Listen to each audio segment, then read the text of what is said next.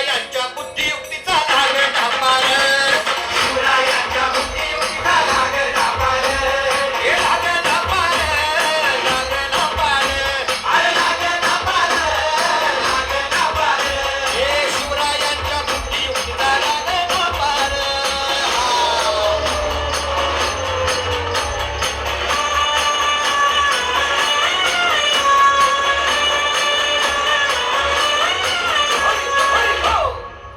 जगदंब जगदंब, किती दिवस झाले आम्ही अडकून पडलो आहोत इथं. असं स्वस्थ बसणं आम्हाला कधीच जमलं नव्हतं, परंतु या शत्रूच्या वेड्यातून निष्ठायचं कसं हेच कळत नाही.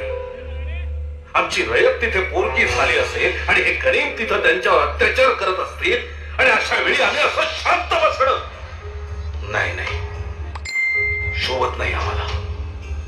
काहीही केलं तरी या 4 दिवसात इथून निघायलाच हवं. वेडा फोडून, नाहीतर समोरासमोर लढू. महाराज, आम्हाला कळते आपली तकमग, पण काय करणार? गडावरची शिबंदी कमी आणि गनिम मोठ्या संख्येने आहे. त्यामुळे जर आपण समोरासमोर लढाई केली तर घातपात होऊ शकतो महाराज.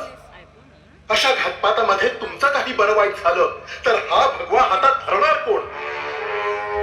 आपण काहीतरी युगत काढूया. हिराना गडाच्या चौबाजूने पाठवा आणि कुठे थोडीशी ढील आहे ते पाहून घ्या. आम्ही स्वतः जाऊन त्या गनिमांचा बंदोबस्त करू. महाराज, या ठिकाणी 2 शिवाजी महाराज आले तर त्यातला एक शत्रूच्या ताब्यात सापडला तर शत्रूचा वेडा ढिला होईल आणि खऱ्या शिवाजी महाराजांना म्हणजे तुम्हाला वेडा फोडून बाहेर जाता येईल. कशी वाटली तुम्हाला ही कल्पना? पाटील, तुम्ही काय बोलताय हे नेमकं कळत नाही आम्हाला. त्या शिवाकाशीतला बोलवा जरा.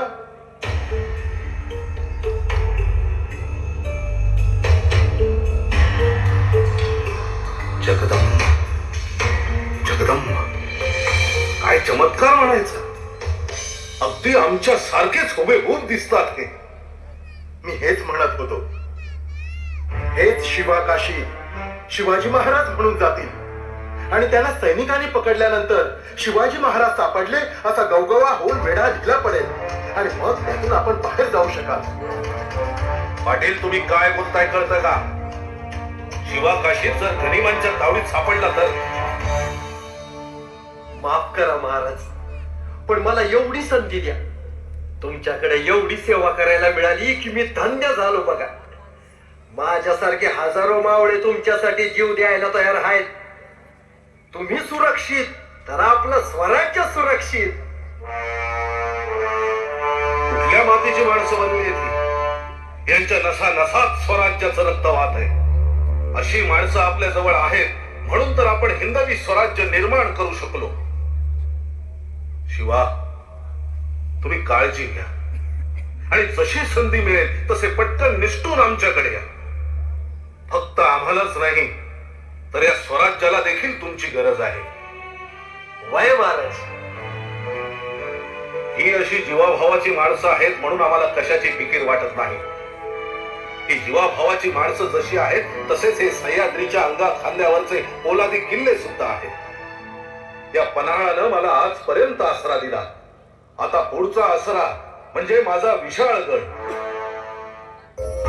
शिवाजी महाराजांसारखा हुबेहूब दिसणाऱ्या शिवा काशीत या स्वामिनिष्ठ मावळ्यानं शिवाजी महाराजांचा वेश परिधान करून एका पालखीतून प्रयाण केलं. थोड्याच अवधीत शिवा काशीत शत्रूंच्या तावडीत सापडले व शत्रूला छत्रपती शिवाजी महाराज सापडल्याचा भास झाला.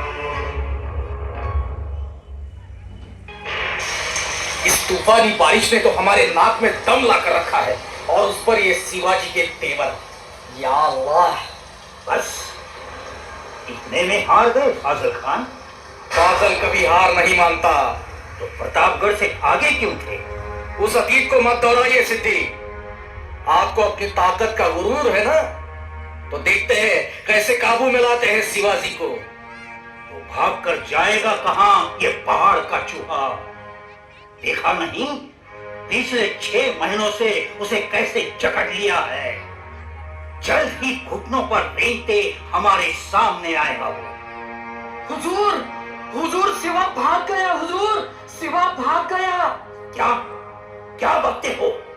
अब जाओ, घुटनों पर रेंगते जाओ और पकड़ो उसे।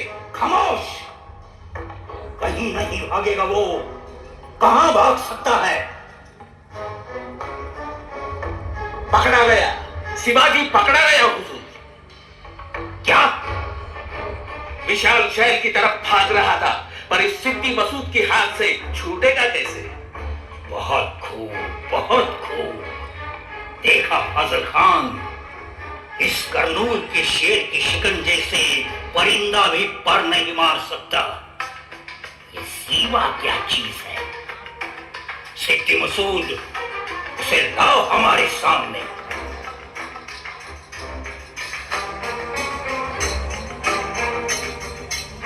आइए आइए राजा जी, आइए, तशरीफ रखिए। शुक्रिया। राजा जी, आप तो सुलूक करना चाहते थे, तो क्या ऐसे भागकर सुलूक करते हैं? है। राजा जी, आप क्या लेंगे? सिद्दी, सल्तनत के दुश्मन की मेहमान नवाजी कैसी? जिसने हमारे अब्बाजान का कत्ल किया, उसकी खाल उधेड़ कर दे। रुको फाजल, ये कोई